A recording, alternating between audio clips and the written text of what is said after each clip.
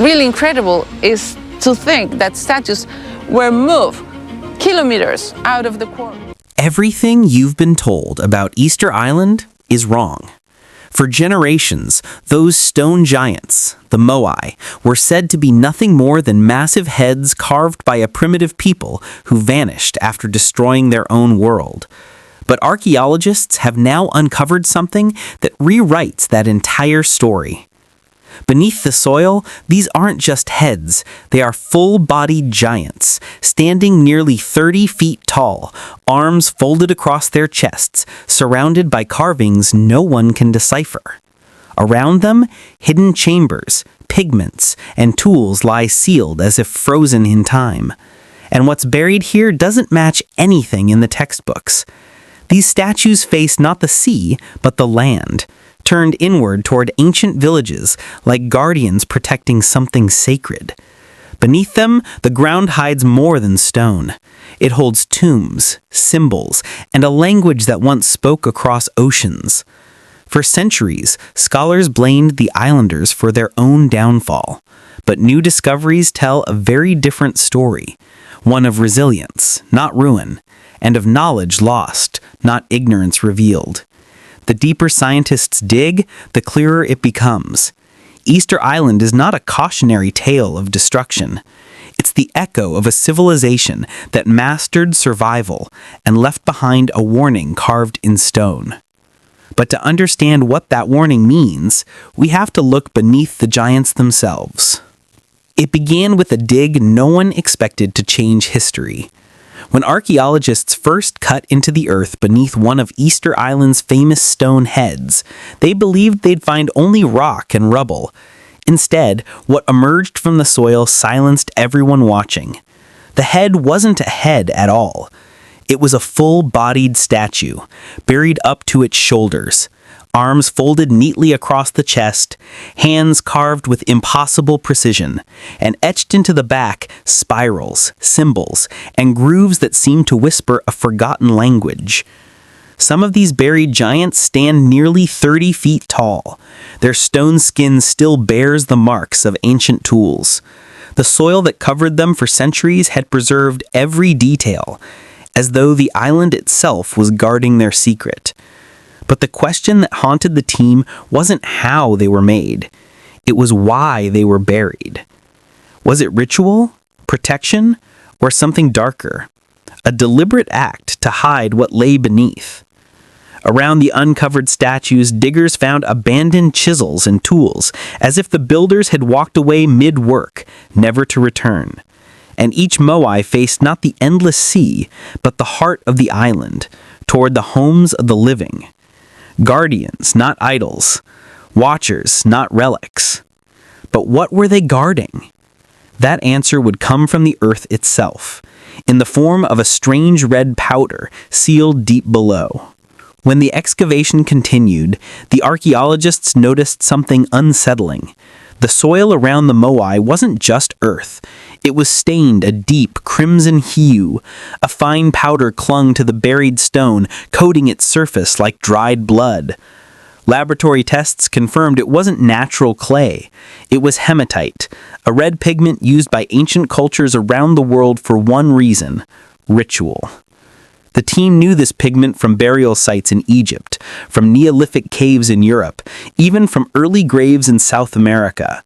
It symbolized life, death, and rebirth, a way to feed the dead, giving them vitality beyond the grave. But here, on a remote island in the Pacific, thousands of miles from any known civilization that used it, what was it doing smeared across the Moai? Locals whispered of mana, the spiritual force said to inhabit all things. Perhaps the red pigment was a way to bind that power to stone, to turn the Moai into living vessels. But another theory began to emerge, one that chilled even the most rational minds on the island.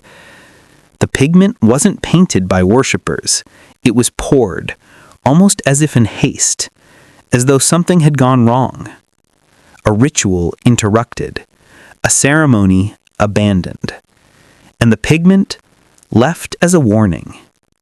What could have gone so wrong that the builders buried their gods, instead of praising them. No one truly knows who built the Moai.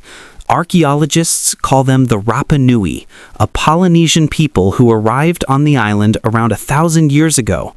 They came with canoes, tools, and a knowledge of the stars that guided them across the vast Pacific. Within a few centuries, they transformed this volcanic rock into over 900 colossal figures, each weighing as much as 80 tons. And then, suddenly, they vanished. The forests that once covered the island disappeared. The soil eroded. Crops failed. Some say the people destroyed their own paradise, cutting down every tree to move their stone gods until nothing remained to sustain them.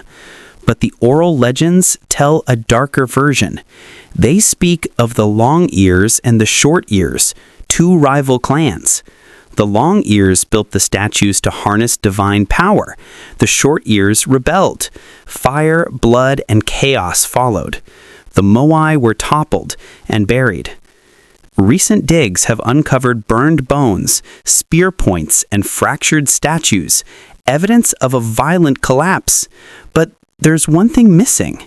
The tools, the workshops, the signs of daily life, gone. As if an entire civilization had been swallowed by the island itself.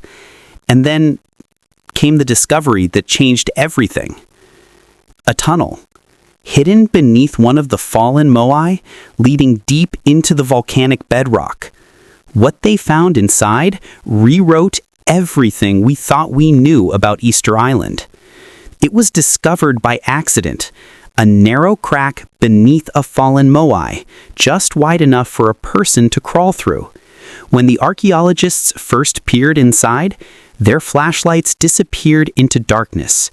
The air was cold, still, too still. What they found wasn't a cave. It was a passage, hand-carved, symmetrical, deliberate. The walls were scorched black in places, as if torched by fire long ago. Symbols, the same spirals and marks found on the buried Moai, lined the walls. But here, they were deeper, more intricate, almost mathematical. At the end of the tunnel lay a chamber. Inside it, a stone slab, an altar or a tomb, covered in that same red pigment. Around it, fragments of obsidian blades, shell ornaments, and something no one expected. Human teeth arranged in a perfect circle.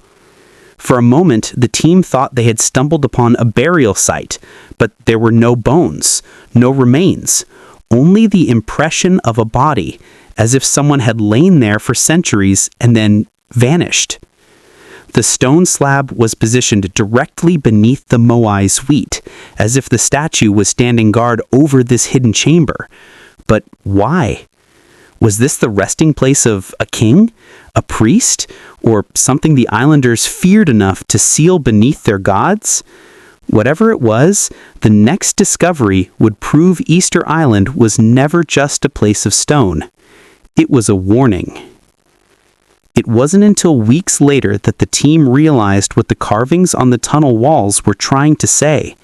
One symbol repeated itself again and again, a spiral splitting into 3 arms, radiating from a central point. It wasn't decoration. It was a map. When superimposed onto the island's terrain, the spiral matched the layout of the Moai themselves. Every statue stood at a node, facing inward toward a single invisible center, the volcano Rano Raraku, where the stone for every Moai had been quarried. It was as if the islanders had been trying to contain something, not celebrate it. Legends, long dismissed as folklore, spoke of the earth trembling, of fire that swallowed the sky, and voices that rose from beneath the rock. For generations, elders warned children never to dig too deep near the old quarries.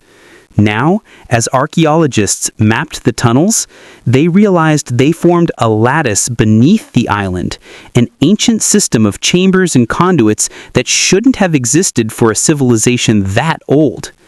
One chamber was found directly under the central crater, sealed with volcanic brass, fused by heat far beyond any natural eruption. Whatever had been locked inside, the islanders had gone to extraordinary lengths to keep it there. And the alignment of the statues, the buried giants, wasn't random. It was containment. Each Moai stood as a sentinel, a seal, a warning. At dawn, the team lowered a probe through a narrow crevice beneath the sealed chamber. For a moment, nothing but silence. Then, a hollow echo. The cavity beneath was enormous. Airflow sensors detected movement, breathing, almost rhythmic. The walls shimmered with crystalline veins of magnetite and obsidian, the same materials used in the statue's sacred eyes. When light touched them, the chamber pulsed faintly, electromagnetic activity strong enough to interfere with nearby instruments. The readings were clear. The Moai weren't just carved stone, they were part of an engineered field.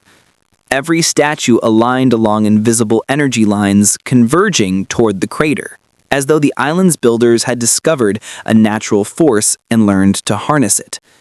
The ancients called it mana, life energy, power from the earth and stars. And suddenly, the red pigment, the carvings, the strange burial patterns, all made sense. The pigment wasn't just decoration, it was conductive. The chambers weren't tombs, they were transformers. Easter Island wasn't simply a settlement, it was a circuit. A living machine built of stone, blood, and faith, humming quietly beneath the Pacific for over 1,000 years. But when the probe was sent deeper, past the magnetic veins, it captured something no one could explain. A sound. Low. Repeating. Almost human. And that's when the power cut out. When the lights flickered back on, the feed was gone. No image, no signal. Just static. And then, for a split second, a frame appeared. A figure. Enormous. Humanoid. Carved from the same volcanic rock as the Moai. But this one wasn't above ground. It was beneath the island, fused into the chamber wall like something trapped in mid-motion, reaching upward. The probe's last sensor reading showed a spike in radiation, brief but powerful. Then everything went dark. Days later, when the team returned to the site, the entrance had collapsed, sealed again by the island itself. And the local elders, when told what had been found, only nodded in silence. They were not statues, one finally said. They were guardians. They keep the old ones asleep. That phrase has haunted the research team ever since. Today, the area around Rano-Raraku remains closed off. Satellite scans show faint anomalies, magnetic ripples that pulse like a heartbeat. And every few months, seismic sensors record small tremors that don't match tectonic patterns. No one knows what truly lies beneath Easter Island. Maybe it's just geology. Maybe it's memory. But one thing is certain. The Moai were not monuments to the past. They were warnings for the future. And if they were built to keep something buried, what happens when the island finally decides to wake it up? You'll want to see this for yourself. Tell us where you're watching from, and let's go deeper. Don't forget to subscribe to our channel for exclusive discoveries like this one.